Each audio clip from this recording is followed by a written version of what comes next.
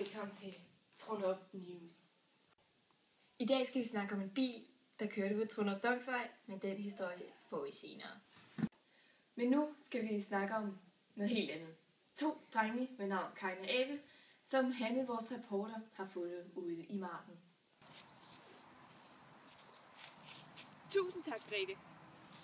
Jeg er rejst tilbage i tiden, helt tilbage til Adam og Evas tid, og har fundet Adam og Evas sønner, nemlig Kain og Abel. Her. Og de har en historie, de gerne vil fortælle os. Og hvad er det for en historie, Kain? Ja, altså historien den er jo, at mig og Abel, vi er,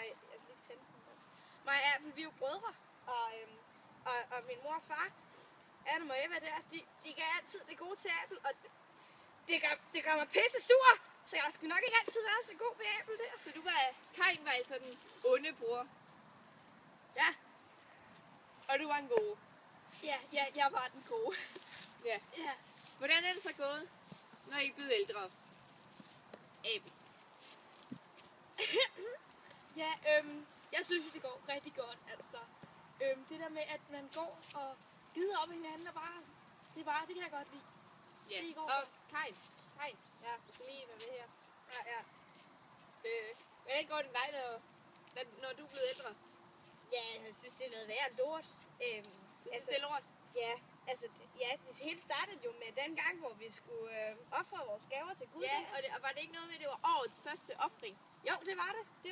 Det var det bedste, vi havde, vi lige skulle ofre der. Altså, jeg havde jo nogle kornsorter. For du var landmand, ikke sandt? Jo, jeg er landmand. Og du var hyrde? Jeg var Eller hyrde. du er hyrde. Jeg er stadig hyrde, ja. Og hvordan gik det med din offring, Abel? Jamen, nu fik jeg den lige op. Jamen, altså, jeg kom med mit får, og det kom bare, det op til Gud, det var bare, han tog så godt imod det, og han var glad for det, det tror jeg virkelig, han var. Så Gud tog altså imod din offring? Ja, det gjorde han. Ja.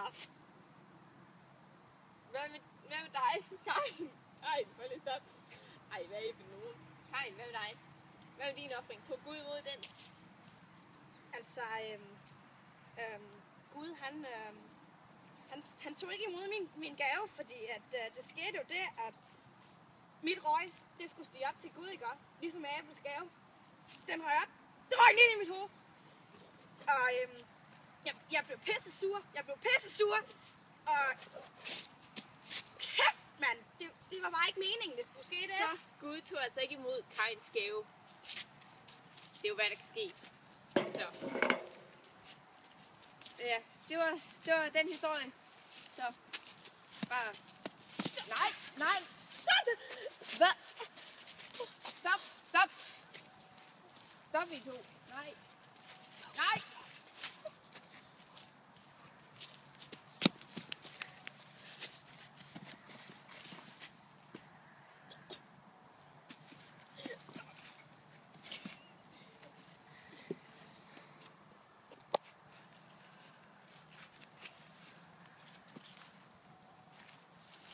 Det er helt utroligt at fange det her på live tv.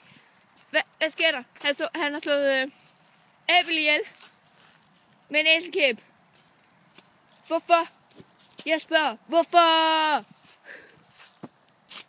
Hey, Kain. Nej, Kain. Hvad har du at sige til det her? Hvorfor har du slået din bror ihjel?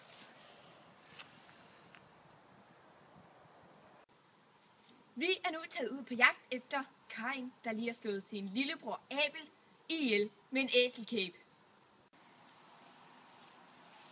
Kain! Kom her. Hvad sker der her? Du har simpelthen fået Kains mærket for at slå din bror ihjel. Kan du fortælle os, hvad det er? Ja. Ui, nu er der noget, vi vibrerer hernede. Vibrerer? Ja, det vibrerer. Jeg har lovet det i Kain. Goddag, Gud. Goddag. Det er Gud. Det er Gud. Jamen Kain, der findes ikke telefoner i din tid. Nå, nej. Det er Gud. Goddag, Gud. Det er Gud, der ringer. Det er Gud. Hvad siger Gud? Gud, han siger, jeg har fået Kains-mærket. Du har fået Kains-mærket. Hvad?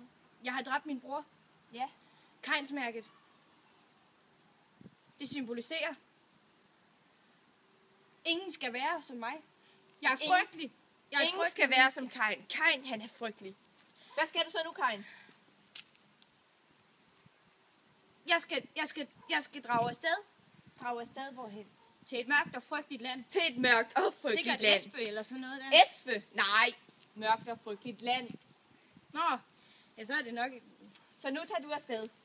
Jeg må nok hellere...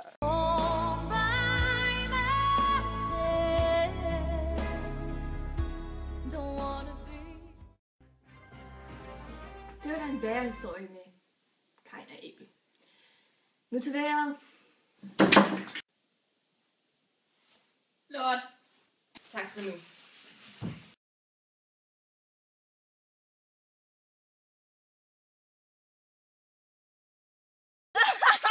Okay. Okay. Okay. Gud, jamen Kain, der findes ikke telefoner i din tid.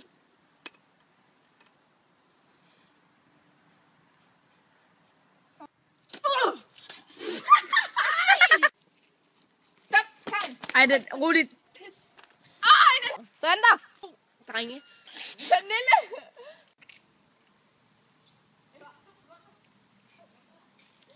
Kommer du, Natalie? Fuck lidt. Kain. Mamma! Okay, ja. Og de har jeg prøver lige igen. De har en historie. Kain.